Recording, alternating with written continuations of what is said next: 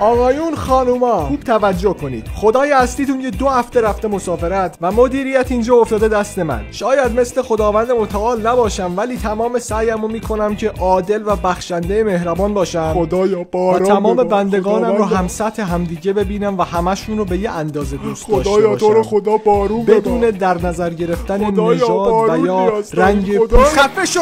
میدونید فرق سیب زمینی با بچه چیه؟ چیه؟ وقتی سیب زمینی رو میکنی تو قونی گریه نمیکنه. آها.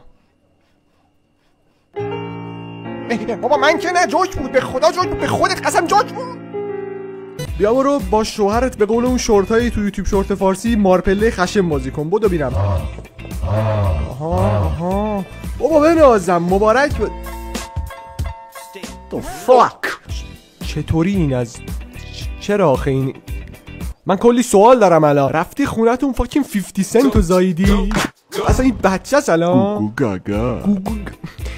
نه تو یه گوگوی دیگه گاگاییده.